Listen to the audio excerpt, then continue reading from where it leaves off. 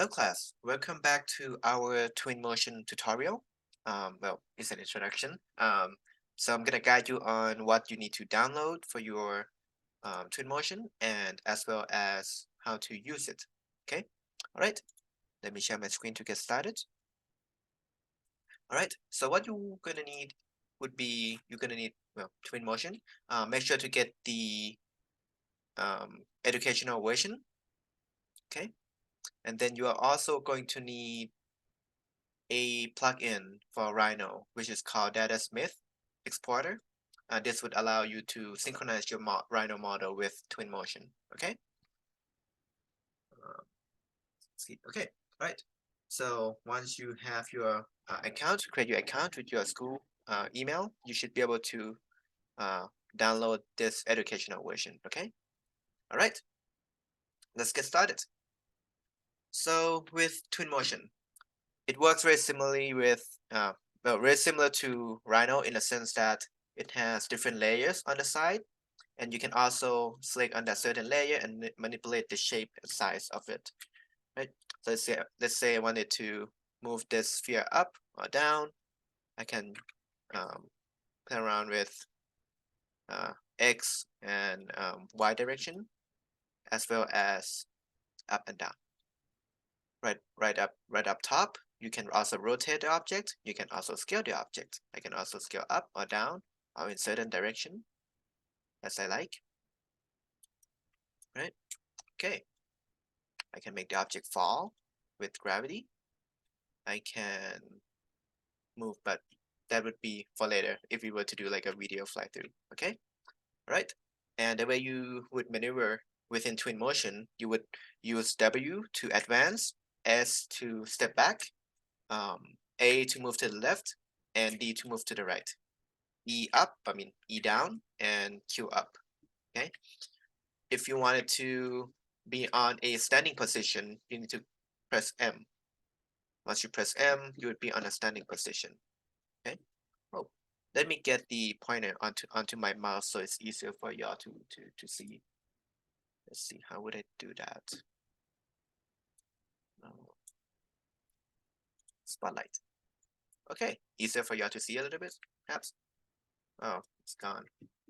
Well, I guess I cannot use it when I'm using my computer. Okay, that's fine. All right, so, okay, so that's the basics on how to maneuver around Twinmotion. I can, there's also the speed of your flight. You can press 1 and then you would move extremely slow. Press 2 to move faster, 3 faster, and 4 and 5 would be at the maximum speed. I usually keep mine at 3. You can hold shift to accelerate. Okay, all right. So that's it with the basics. Let's jump into synchronizing this with Rhino. Okay, so on your Rhino model, make sure to assign a material to your pavilion design. The way Twinmotion reads material, it reads in terms of what material you what material have been assigned to certain layers. So if you don't assign any material at all, it's just gonna read those layers as a generic model, and it's only gonna read this pavilion as oak. Okay, so once you install the DataSmith exporter, you should have this little tab right here that you can use to synchronize your Twinmotion model with. So, right. So you're gonna come to import, click this plus button under direct link, select your Rhino model and import. Revit would work similarly if you were to click here and then go to direct sync and then hit your Revit model, and it would synchronize with your Revit model. But yeah, all right. So once you synchronize your Rhino model, it should show up on Twinmotion, and like what I said, it reads everything as a generic model except for your pavilion design that you assign this oak light to it. See, underneath this folder, you have regular material, and then you have oak light. And then let's say I don't want this starting ground, right? I can either push it down or simply hide it. It works as layers as well, right? On Twinmotion, every material that have been assigned to a layer would appear on just one side, which means on a geometry, sometimes it only reads the front and not the back. So to make it read the back of that surface, under material, you can scroll down, use this eyedropper tool to pick that material, scroll down under two-sided. So you need to hit the checkbox button to have your material shown on both sides. Okay. All right. So that's pretty much the basics of Twinmotion. Now under library, there's different material that you can choose and pick, and the way Twinmotion works, it reads that certain material as a layer. So let's say I want to apply this new material, it will automatically apply to that layer for you, right? Maple, ash, chestnut, whatever, right? Okay. So, and then under the layer that you just applied earlier, you can also come here and manipulate the color as well. If you want it to be more red, more blue, green, you can manipulate the color here. You can adjust the scale of the material. You can make it bigger or smaller as you like. The roughness, metalness, it would give this a shiny look. But two-sided, make sure to check that. Okay, all right. So now let's say we have our material assigned to what what you need and what you want. Now we need to set up a frame. So right now, as you can see, we are flying. To just stand on the site, you can press M.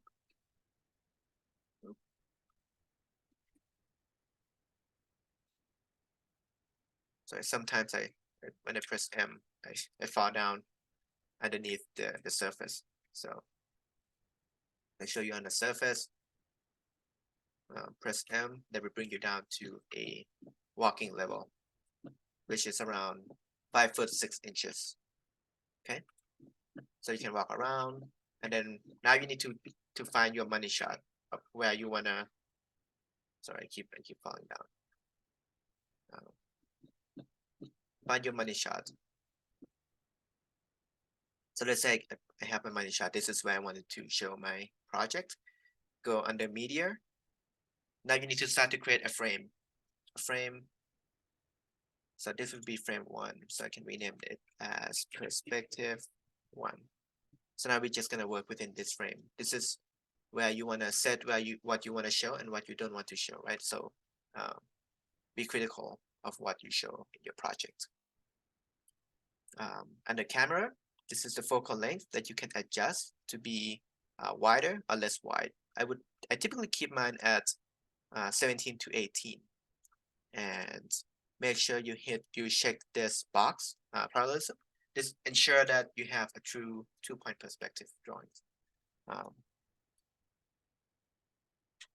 1-point perspective depending on where your camera is sitting at. Composition overlay. This help you to generate this grid for your composition. So rule of third, whatever is the main element, you would always want to have it sort of like in the center. You would leave 1/3 for the sky and 1/3 for the context underneath, right? So let's say this is my project and I want to show this much. Okay, a little bit like that. To establish a horizon line, right? We might need some human perspective, like human figure, to help us determine where we're gonna set our horizon line at, right?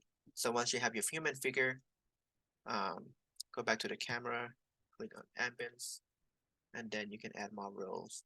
So let's say I have the row on the center as my horizon line. I would line this up with the eye of the human figure.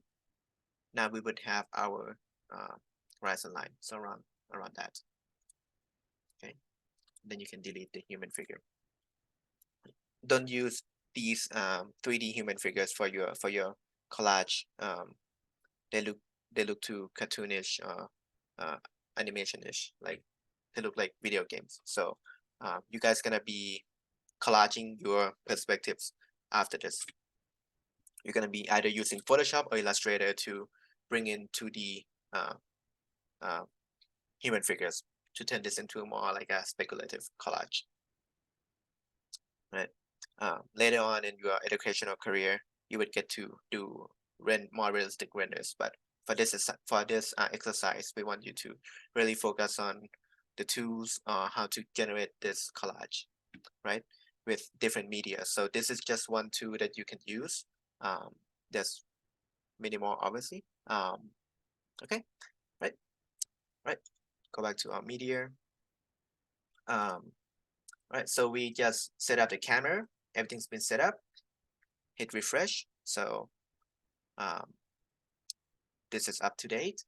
Now we can adjust the environment. You can adjust the time of the day, exposure to daylight, the sun intensity, make it more bright or less bright. That's up to you. The weather, you can make it rain or make it sunny or make it cloudy. That's totally up to you. Different season, Twinmotion can also manipulate that as well. If you want it to be in the winter time, the fall, or the summer. For this project, just leave it as summer. Okay. And the height of the fog, you can increase this to the maximum or leave it as 0. That's up to you. But my personal style, I like to increase the fog because outside is in Lubbock and it's always dusty and windy. So that's my personal style. The sun location, this is already accurate. The only thing that you might need to change would be the position of the site. So we can choose Lubbock. Where's Lubbock? Right. So we would get a little bit more accurate sun. Right. You can change the sun. In the summer, the sun would be positioned on top of you rather than the winter. That the winter would be the sun would be lower. Right. So be critical in terms of what month are you choosing and what kind of shading does your pavilion gives and what you want to show. Okay. All right. And that's it. And then this is post-production. If you need to adjust the contrast or the saturation, personally, I like mine to be at 50. Sometimes I would like to desaturate the color a little bit to make it less vibrant. I would also apply a filter to it, which is a line light. This helps to give clarity whenever I do a white context background. It gives me where objects meet. It gives me like clear lines. Okay, then at the image format, you can choose different sizes. If you don't get the educational version, you're only gonna be able to export just 2K or 4K. So with educational version, you're allowed to export up to 8K. Okay, all right, let's say this is done and I want to export this frame. I can click export and then under image, I need to select that frame that I want to export. Then I would go to start export and find my folder. I'm going to create a new folder here. Let's say render. And then it shouldn't take long. Twinmotion is extremely quick, especially if you have a good graphics card and RAM. Right, under render. Okay, so that's the final result. There are 2 ways to export your renders. You can do a regular export, or you can do a path tracer. Path tracer gives you a more bright image and a more realistic look in terms of the texture and the daylight and the shading and shadows. So all you need to do is just click enable this path tracer and then export again. And I will show you the difference that these 2 gives. This one might take a little bit longer than the regular one. Okay.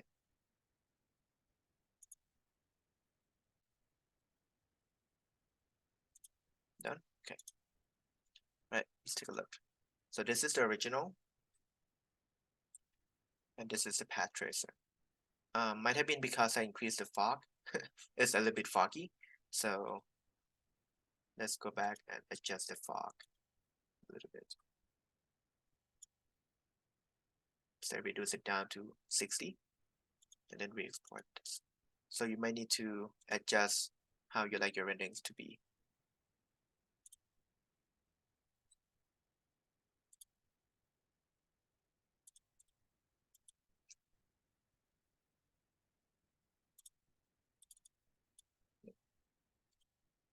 Is it done? Yep, it's done. Right. Better, right? Less fog. So play around with different aesthetics and try to control your color palette a little bit. It should follow the same color palette consistency within your presentation poster, whether what color you're going to use for your axonometric, your floor plan, and your um, elevation or sections. So whatever color you use there, used here accordingly, okay? So make sure the color matches for your presentation board consistency. Okay, so that wraps up the quick and brief Twinmotion tutorial. Of course, there's different objects and assets that you can bring in your future architectural studio or architectural career that you can use. You can use this in a firm to work with Revit. Revit is work very well with Twinmotion, especially with the 2024 Revit. It actually has Twinmotion built into it, so be an easy way to represent your project visually later on in your future. But that wraps up this quick and brief Twinmotion tutorial. After you have your perspectives, now you can start to collage this by adding 2D human figures to get a sense of scale. How would they be using your pavilion, right? Think about the formal event.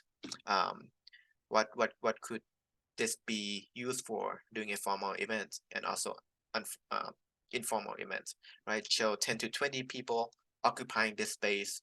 How would they interact with the modules? How would they interact with the shaded area?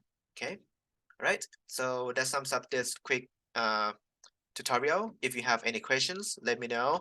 Give me a text, email, Teams message. Okay. All right. Have a great evening.